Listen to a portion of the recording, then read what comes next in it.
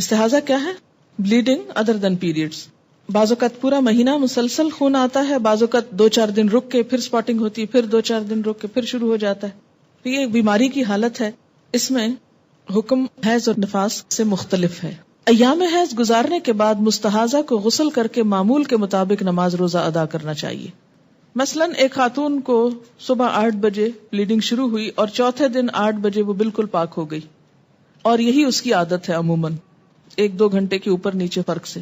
اب اس نے نہا لیا، ظہر پڑھ لی، عصر پڑھ لی، مغرب پڑھ لی، کچھ بھی نہیں تھا، بالکل صاف تھی کہ عشاء کی نماز کے وقت اس نے دیکھا کہ یلوش ڈسچارج ہے تھوڑا سا. تو اب یہ سارا دن پاک رہنے کے بعد اگر تھوڑا سا یلوش ڈسچارج نظر آتا ہے تو یہ کنسیڈر نہیں کیا جائے گا، دوبارہ نہانے کی ضرورت نہیں، نماز پڑھیں.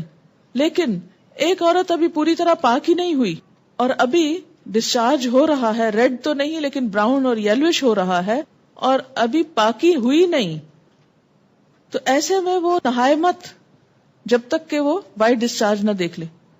تو یہ دو مختلف باتیں، یعنی جب وائٹ ڈسچارج دیکھنا شروع کر دیں اور آپ نہا چکے اور ایک دن کے بعد پھر آپ یلوش دیکھیں تو کنسیڈر نہ کریں. لیکن ابھی وائٹ ہوا ہی نہیں شروع اور یلوش کنٹینیو کر رہا ہے، تو جب تک وائٹ نہ آ جائے تو آپ نہائیں گے نہیں. سمجھ گئے یہ بات؟ اگر عام حالات میں، نارمل حالات میں پیریڈز کی کنٹینویشن میں جیسے پہلے فلو کم ہے، پھر زیادہ ہو گیا، پھر کم ہوتے ہوتے براؤن ہو گیا، پھر یلوش آ گیا، تو اس کو سارا وقت پیریڈ شمار ہوگا جب تک کہ وائٹ نہ ہو جائے. لیکن اگر ایک دفعہ وائٹ ہونے کے بعد 1-2 دن کے پھر تھوڑا بہت یلوش یا براؤنش ہوتا ہے تو اس کو کنسیڈر نہیں کیا جائے گا. پیریڈ سے پہلے جو ڈسچارج ہوتا ہے اس کے لیے کیا رولز ہوں گے؟ جب تک بلیڈنگ نہ شروع ہو اس سے پہلے اگر تھوڑا بہت یلوش 1-2 دن پہلے ہلکا پھلکا ہے تو اس کو کنسیڈر نہیں کریں گے، کیونکہ وہ ایک طرح سے اسی روایت کے تحت آ جائے گا جس میں یہ کہ پیریڈز کا جو خون ہے وہ کیا ہے، سرخ رنگ کا یا سیاہ رنگ کا، تھک ہوتا ہے. لیکن اگر مثلا اس میں 2-3 گھنٹے کا فرق ہے، تھوڑا سا ڈسچارج شروع ہو گیا پھر اس کے بعد ریڈش شروع ہوا تو وہ ڈسچارج بھی پیریڈ میں کنسیڈر ہوگا. لیکن اگر 2-3 دن پہلے، ہفتہ پہلے ایسی کوئی چیز شروع ہو جاتی تو وہ نہیں. حیض میں باقاعدگی ہو، 10 دن بعد بھی حیض آئے اور رک رک کر آئے، مثلا 2 دن نہیں آئے پھر آنا شروع ہو گیا، 4 دن بند رہا پھر 3-4 دن شروع ہو گیا، اس طرح 15-20 دن تک ہوتا رہا، نماز کا حکم کیا ہوگا؟ یہ بڑا اہم مسئلہ ہے جو عام طور پر مینوپاز شروع ہونے کے بعد خواتین کو پیش آتا ہے. ٹھیک، اس میں کیا ہوگا؟ پھر وہی استحاضہ والی حدیث سامنے رکھی جائے گی کہ جن دنوں میں پیریڈز کی بلیڈنگ جیسا خون نکلے اور پچھلی عادت کے مطابق ہو ان دنوں کو پیریڈز شمار کیا جائے گا اور باقی دنوں کو استحاضہ شمار کیا جائے گا، کیونکہ کوئی حیض 15 دن تک جاری نہیں رہتا.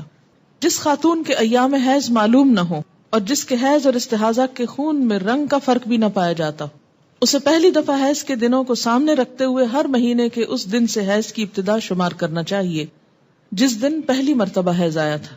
مثلا کسی خاتون کو پہلی دفعہ مہینے کے 7ویں دن حیض آنا شروع ہوا تو اسے حیض اور استحاضہ میں فرق کرنے کے لیے 7ویں دن سے حیض کے احکام پر عمل شروع کرنا چاہیے.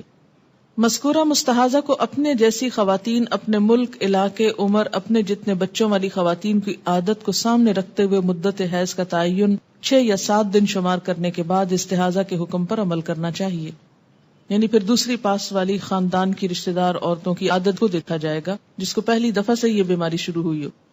جس خاتون کو استحاضہ سے پہلے ایام حیض معلوم ہو، یعنی ہر ماہ کس تاریخ کو شروع ہوتے ہیں اور کتنے دن رہتے ہیں، اسے گزشتہ عادت کے مطابق حیض کے ایام شمار کر کے باقی ایام کو استحاضہ کے ایام شمار کرنا چاہیے اور اس مدت میں استحاضہ کے حکم پر عمل کرنا چاہیے.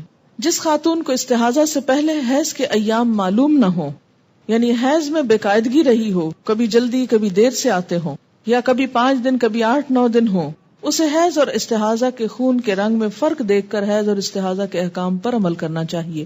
مستحاضہ کو ہر نماز کے لیے نیا وضو کرنا چاہیے، یہ اہم بات ہے.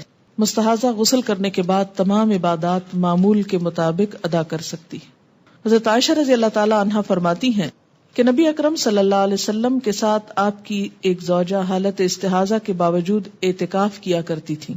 اسے بخاری نے روایت کیا ہے.